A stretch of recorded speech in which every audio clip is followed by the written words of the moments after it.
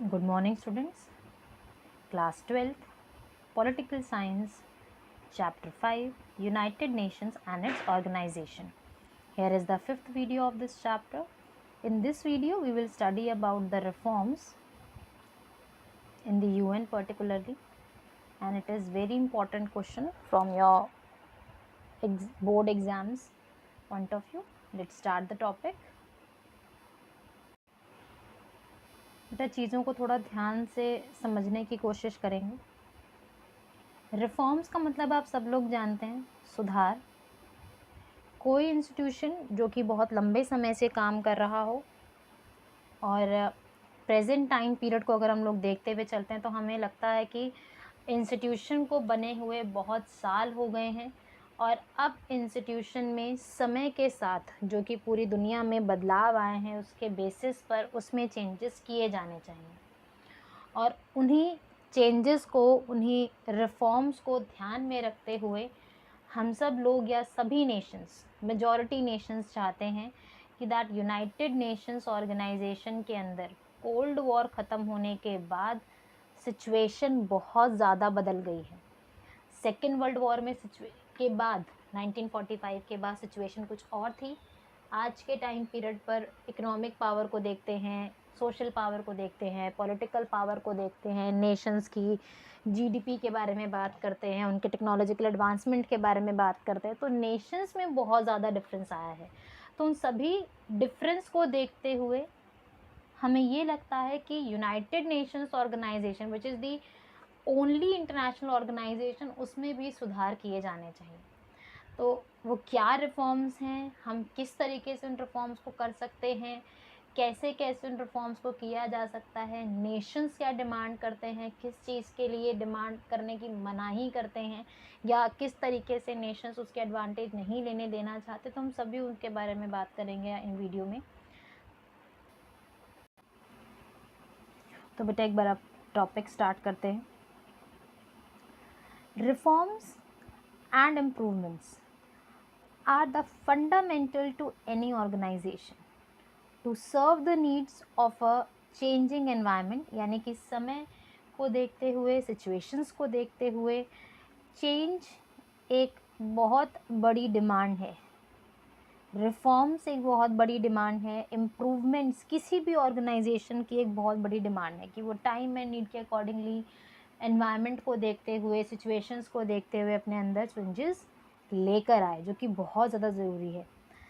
The UN is no exception in recent years. तो UN भी कोई बेटा अलग से इंस्टीट्यूशन नहीं है, तो UN एक ओनली इंटरनेशनल ऑर्गेनाइजेशन है, इसलिए हमें ज़्यादा एक्सपेक्टेशंस हैं कि वो रिफॉर्म, इम्प्रूवमेंट, चेंजेस की तरफ आगे बढ़ेगा। इसके अलावा there has been demands for reform of world body. Why? Because it is the only international body, international organization. However, there is little clarity and consensus on the nature of the reforms, पर हमें बेटा ज़्यादा ना clarity नहीं है कि हम कैसे चेंजेस लेकर आ सकते हैं, कैसे वो सुधारों का प्रोसेस या जो इम्प्रूवमेंट का जो प्रोसेस है वो प्रैक्टिस किया जाएगा, उसका क्या कंसेंस रहेगा, किस तरीके से धीरे धीरे करके आप वो चीज़ों को स्ट्रक्चराइज करोगे, तो ये अभी क्लियर नहीं किया है। बट हम लोग इस चीज़ के लिए बिल्कुल क्लियर हैं कि yes we need reforms, but how we don't know, but we want reforms. कैसे करेंगे, कब करेंगे, ये हमें नहीं पता, पर हम करेंगे, हमें ये पता है। ठीक है। After this two basic kind of reforms. एक चीज़ हमेशा याद रखेंगे बेटा कि हम लोग जब भी एग्ज़ाम में बात करते हैं, रिफॉर्म्स वाला क्वेश्चन जो हमारे पास आता है, हम लोग बेटा यूनाइटेड नेशंस ऑर्गेनाइजेशन में दो सेक्टर्स में रिफॉर्म्स करने की बात करते हैं। पहला हम लोग बात करते हैं उसके स्ट्रक्चर में रिफॉर्म करने की, ठीक है। दूसरा हम लोग बात करते हैं उसकी पावर को बढ़ाने की, जो डिक्शन जो है उसका एक पेरिफेरी है, उसे एनहांस करने की हम लोग बात करते हैं, बढ़ाने की बात करते हैं। तो दो तरीके से हम लोग चेंजेस की डिमांड कर रहे हैं, jurisdiction and structures. Two basic kinds of reforms face by UN, यानी कि दो तरीके के डिमांड्स UNO बार बार फेस करता है। Reform of the organisation structures and processes, काम करने का तरीका, या उसका जो प्रोसेस है स्ट्रक्चराइज करने का उसके बारे में। दूसरा फर्स्ट पॉइंट। सेकंड है a review of the issues that fall within the jurisdiction of the organisation, यानी कि अब तक जिन जिन टॉपिक्स पर यूएनओ काम करता आया है, सिचुएशन संभालता आया है, उस जुडिक्शन के प्रोसेस को, उस जुडिक्शन की जो पावर है उसको हमें इंक्रीज करना चाहिए, ठीक है, ताकि इंस्टीट्यूशन और पावरफुल बने।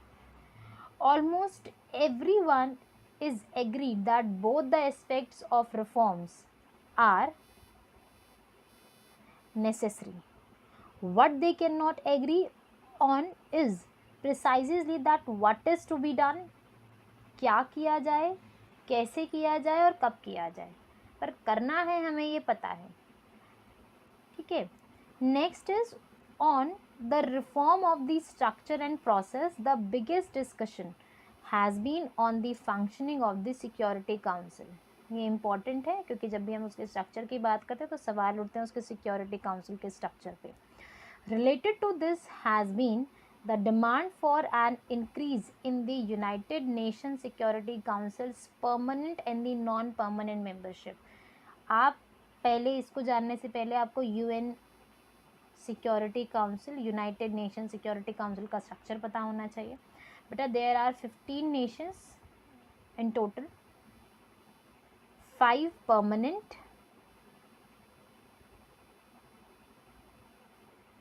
5 permanent also known as P5 and 10 non-permanent, ठीक है। तो हम लोग ये कह रहे हैं कि आप सिक्योरिटी काउंसिल में चेंज लेकर आओ, और हम लोग चाहते हैं कि परमानेंट मेंबर्स का भी नंबर बढ़े और नॉन परमानेंट मेंबर्स का भी नंबर बढ़े, ये हमारा डिमांड है, ठीक है। पर ये कैसे होगा, कब होगा, प्रोसेस क्या रहेगा, वी आर नॉट अवेयर, मतलब we are thinking over it कि कैसे करना है, बट अभी तक किसी चीज़ को फाइनलाइज नहीं किया गया है। After this, related to this has been the demand for an increase in the UN Security Council's permanent and non-permanent membership। बेटा कई बार एग्जाम में UNSC लिखा आता है, याद रखना है United Nations security council, confuse नहीं होना है। कई बार टीचर एग्जामिनर जो है क्वेश्चन पेपर में कई बार पूरा फुल फॉर्म लिख देते हैं यूएन सिक्योरिटी काउंसिल, कई बार यूनाइटेड नेशन सिक्योरिटी काउंसिल पूरा, कई बार बिल्कुल शॉर्ट में UNSC लिख के वो छोड़ देते हैं, तो आपको डिफरेंस याद रखना है, तीनों चीज़ें आपको पता होनी चाहिए। So that the realities of the contemporary world policies are better reflected in the structure of the organization। और रीज़न समझिएगा प्लीज़, सुधार हमें क्यों चाहिए, ताकि जो कंटेम्प्रेरी वर्ल्ड का पॉलिटिक्स है, कंटेम्प्रेरी वर्ल्ड का मतलब क्या है, आज के टाइम पीरियड पर, कोल्ड वॉर ख़त्म होने के बाद 1991 के टाइम पीरियड से, क्योंकि यूएनओ तो स्ट्रक्चर कर दिया गया 1945 की वर्ल्ड पॉलिटिक्स के बेसिस पर। अब हम चाह रहे हैं कि भैया 1991 की पॉलिटिक्स भी तो देखो, वो तो बहुत अलग है, आप उसके बेसिस पर नेशंस को रिप्रेजेंटेशन दीजिए, वो तो आप नहीं दे रहे हैं। That's why we need reforms, and in particular there are proposal to increase the members from the Asian, Africa and the South America, क्योंकि उस टाइम पीरियड पर 1945 में they were colonies, many nations from these continents क्या थे, गुलाम रहे, colonies रहे, economically poor रहे, strong Nations में नहीं आते थे। आज के टाइम पीरियड पे सिचुएशन बहुत अलग है, तो आपको उनको भी मेंबरशिप देना चाहिए, बिकॉज जब वो स्ट्रॉन्ग थे आपने उनको मेंबरशिप दिया, आज ये लोग स्ट्रॉन्ग हैं तो आप इनको मेंबरशिप दो, okay. Next, beyond this the UN and the other Western countries want improvement in UN budgetary procedure and its administration। और कई बार जो USA है या फिर वेस्टर्न कंट्रीज़ है वो चाहते हैं कि जो बजट देने का जो प्रोसेस है, यानी कि पैसे देने का जो प्रोसेस है, क्योंकि हर एक मेंबर नेशंस, क्योंकि बेटा देखो एक चीज़ याद रखो, यूनाइटेड नेशन ऑर्गेनाइजेशन का कोई खुद का इनकम का सोर्स नहीं है, वो किस पे डिपेंड करता है, आपके मेंबर नेशंस जो पैसा प्रोवाइड करते हैं ईयरली या जैसे भी टाइम में नीड के अकॉर्डिंगली यूएनओ की, तो उसके बेसिस पर उसका सारा खर्चा चलता है, ठीक है। और वो यूनाइटेड नेशंस के अंदर सबसे बड़ा कंट्रीब्यूटर अमेरिका है फाइनेंशियली, बजट के अंदर सबसे ज़्यादा पैसा देने वाले नेशंस में एक है, तो अब वो नेशंस चाहते हैं कि भैया ये जो एशिया, अफ्रीका, अमेरिका के अलावा जो देश सीट मांग रहे हैं यूनाइटेड नेशन सिक्योरिटी काउंसिल का, वो बजट में भी इम्प्रूवमेंट करना स्टार्ट करें, ठीक है, क्योंकि आप पैसे कम दे रहे हो सालाना और आप परमानेंट सीट और नॉन परमानेंट सीट मांग रहे हो, तो आपको इस तरीके से इम्प्रूवमेंट करने शुरू करने। तो दोनों तरफ से ना वो वर्बल कॉन्फ्लिक्ट्स चल रहे हैं। After this, on the issue to be given greater priority or to be brought within the jurisdiction of the UN, यानी कि अब हमारे पास कुछ ऐसे इश्यूज हैं। ये बेटा सेकंड पॉइंट है जो हम एक्सप्लेन कर रहे हैं। हमने पहले ही बताया कि आपको कि हमारे पास दो तरीके से हम लोग रिफॉर्म्स की बात करते हैं, उसके स्ट्रक्चर और उसके प्रोसेस के बेसिस पर। बेटा हम लोग है ना हर एक पॉइंट को लगभग 3 बार पढ़ेंगे। एक बार हमने सिर्फ नेम्स इंट्रोड्यूस किए हैं, दूसरी बार हम लोग बिल्कुल शॉर्ट पैराग्राफ्स में दोनों पॉइंट्स को पढ़ रहे हैं। जैसे फर्स्ट पॉइंट यहाँ पर थोड़ा सा इंट्रोड्यूस कर दिया गया है कि क्या आएगा, यहाँ पर सेकंड पॉइंट को इंट्रोड्यूस कर दिया गया है कि हम क्या पढ़ेंगे, और बाद में बहुत ज़्यादा डिटेल में हम इन पूरे पॉइंट्स को आगे पढ़ेंगे यहाँ तक। तो हम रिपीट कर रहे हैं एक बार, सेकंड पॉइंट को बिल्कुल ब्रीफ में देख रहे हैं कि किस तरीके से चीज़ों की डिमांड की जाएगी। तो सेकंड पॉइंट हमें दोबारा याद दिलाता है कि आप जुरिडिक्शन के अंदर भी सुधार कीजिए, और वो सुधार कैसे किया जाएगा,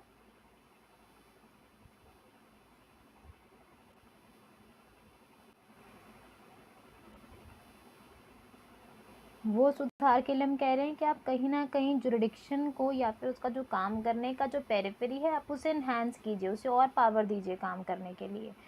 तो on these kind of things, ठीक है, on the issue to be given greater priority or to brought within the jurisdiction of the UN, some countries and experts want the organization to play a greater or more effective role in peace and security missions. आप और ज़्यादा involvement दो, और ज़्यादा ध्यान दो, UN उसे demand कर रहे हैं।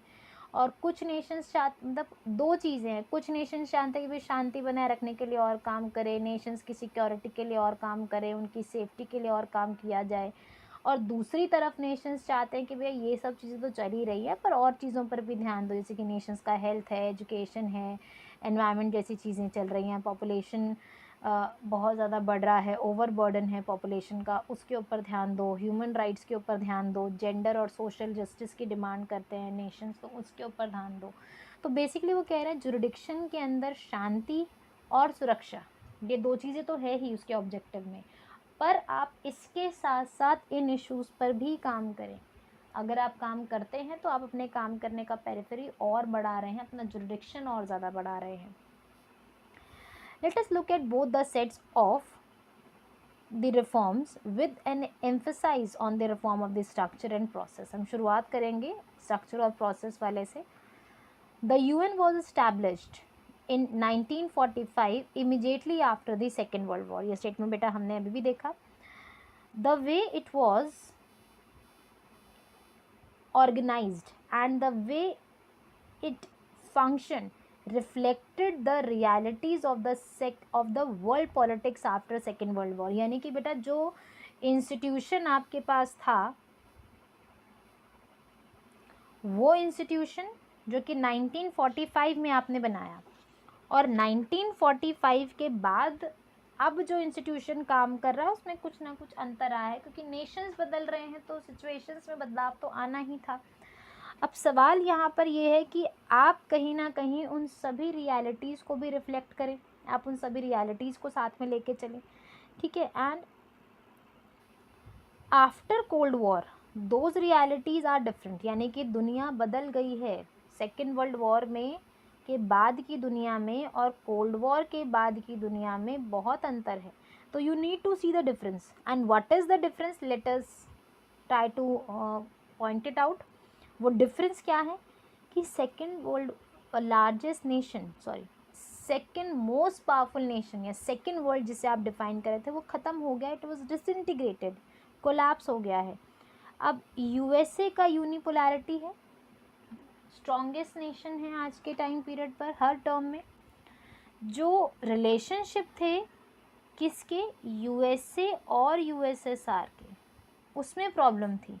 पर यूएसएसआर का जो सक्सेसर रशिया रहा है, उसके यूएसए के साथ तो अच्छे रिलेशंस हैं, डिफरेंस आया है, कोऑपरेटिव रिलेशंस बन रहे हैं, तो डिफरेंस है पॉलिटिक्स में।